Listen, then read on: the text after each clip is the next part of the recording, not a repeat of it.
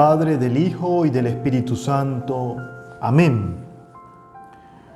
Oración para que podamos comprender mejor la Sagrada Escritura. Espíritu Santo, fuente de entendimiento, haz que recorramos diariamente con celo la Sagrada Escritura. Espíritu, fuente de la gracia, prepara nuestra mente y nuestro corazón para que asimilemos los tesoros de la Sagrada Escritura. Espíritu Santo, fuente de sabiduría, condúcenos hacia la fuente de la sabiduría en la Sagrada Escritura. Espíritu Santo, fuente de ciencia, haz que reconozcamos la largura, la anchura y la profundidad de las palabras de Dios en la Sagrada Escritura, en todas las correlaciones.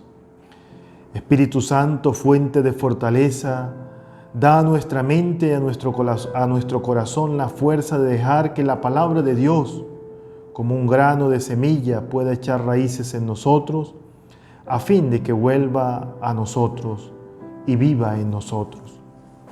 Espíritu Santo, fuente de piedad, haznos que volvamos uno con todas las palabras de Dios, a fin de que lleguemos a ser portadores vivos de la sabiduría y de su amor misericordioso. Amén. María, Reina de los ángeles, ruega por nosotros. En el nombre del Padre, del Hijo y del Espíritu Santo. Amén. Bienvenidos, estimados hermanos y hermanas, a nuestro día número 16 en preparación a la consagración a nuestro ángel de la guarda.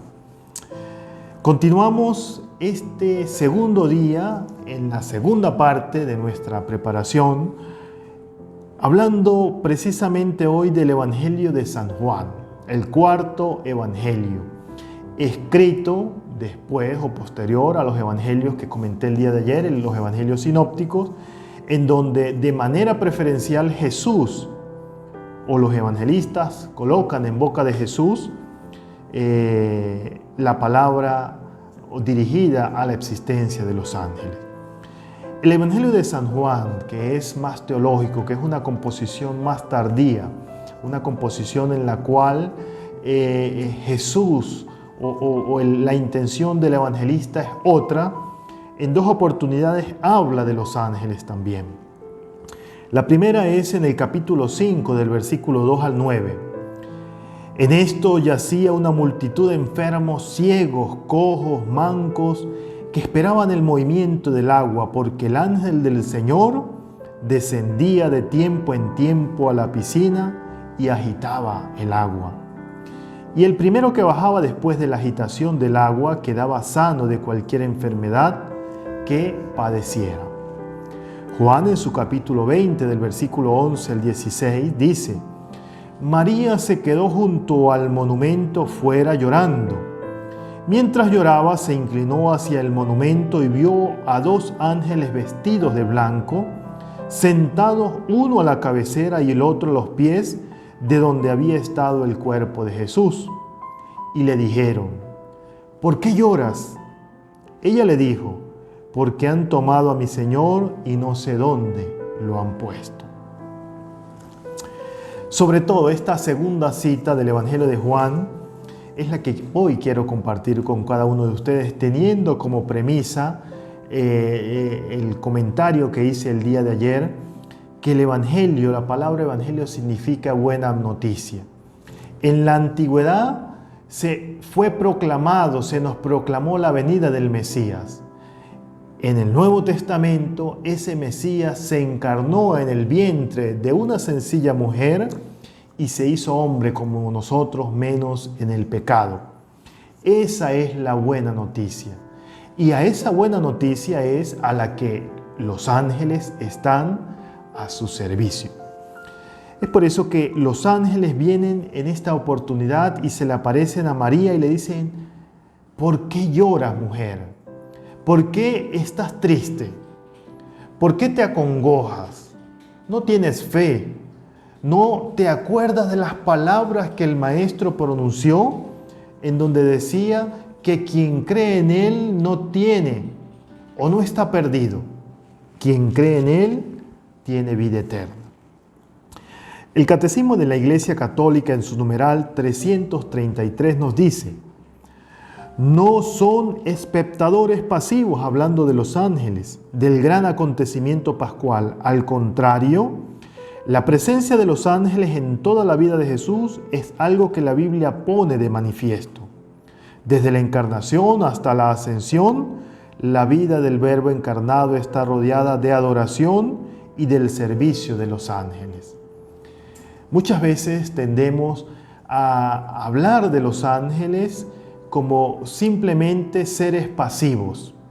Si bien es cierto que son ángeles porque su trabajo principal es la de ser mensajeros de Dios, no menos es cierto que su trabajo está en cumplir esa voluntad de Dios. Es por eso que el Catecismo de la Iglesia dice que los ángeles no son solamente instrumentos y son títeres de Dios, como tampoco lo somos los seres humanos.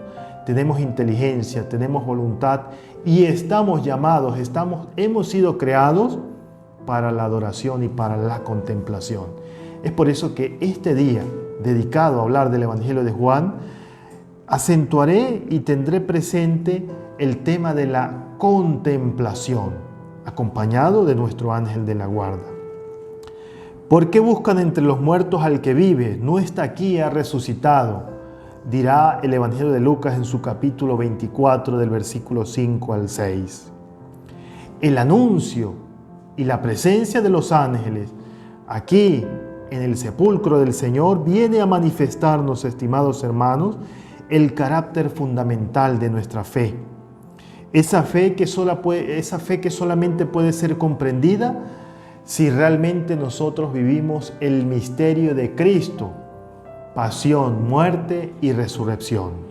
Los ángeles vienen a ayudarnos a comprender y ojalá que durante este tiempo de preparación a nuestra consagración podamos entender que la muerte, el pecado, el mal, el desorden, lo menos puro, no tiene la última palabra.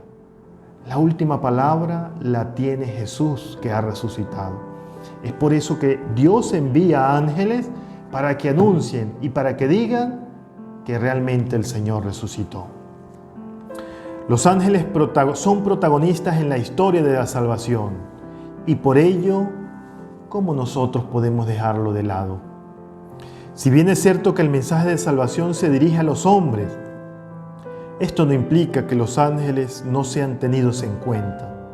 Ellos nos anuncian las grandes verdades centrales de nuestra fe.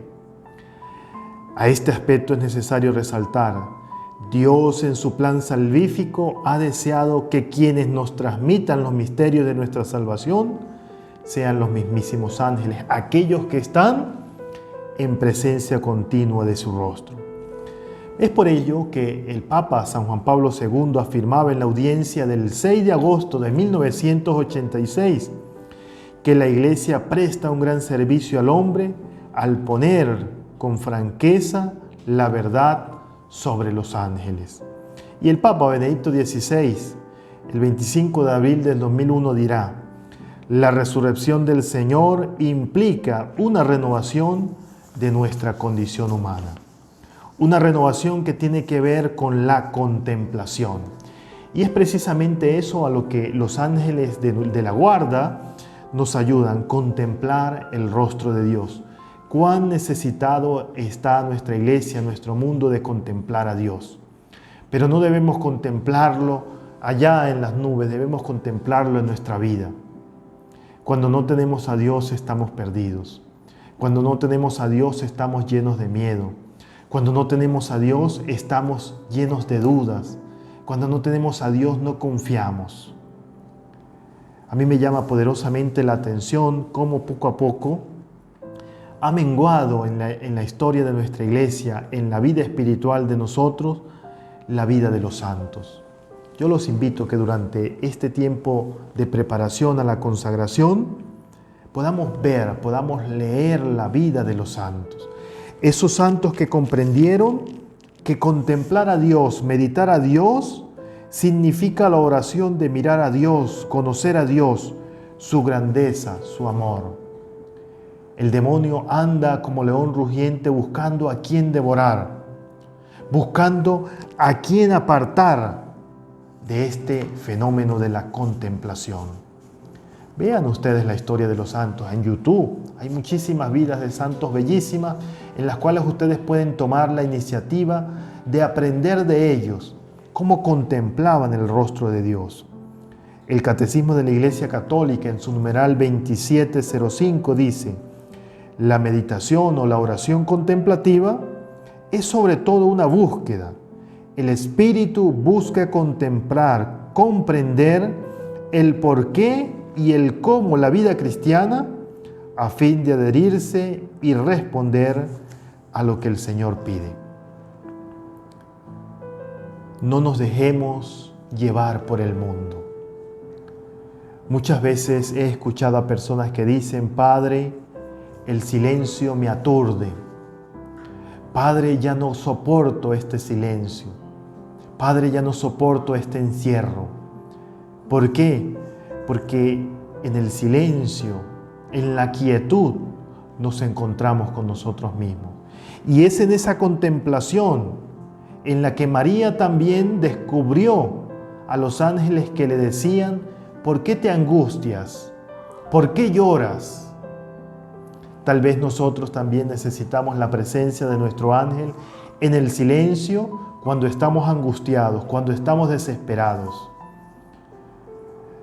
Puedo contarles muchas historias de personas que realmente viven tribulaciones, viven angustia, y por eso he citado la vida de los santos, que han sido perseguidos, que han sido calumniados, que han vivido momentos de oscuridad, pero que no han perdido el horizonte y que su ángel de la guarda les ha acompañado para reconocer y para decir que Jesús no ha muerto, que Jesús vive, que ese evangelio, que es buena noticia, se hace presente en la vida de cada uno de nosotros. No nos dejemos robar la esperanza, no nos dejemos robar la tranquilidad, no nos dejemos robar la presencia de Dios en nuestra vida para ser realmente felices. Pidámosle, ojalá que hoy ustedes también puedan pedirle a su ángel de la guarda que les ayude a encontrarse y que les ayude a apartar del miedo, de la discordia, del ruido, para encontrarse con el Señor, que nos dice: no tengan miedo, yo he resucitado, crean en mí, vivan en mí. Ese es el gran aviso, creer en Jesús, que es misericordia y que es gracia. Muchísimas gracias por haberme acompañado una vez más este día, y que esta palabra que hemos escuchado se haga vida en nosotros. Feliz día para todos.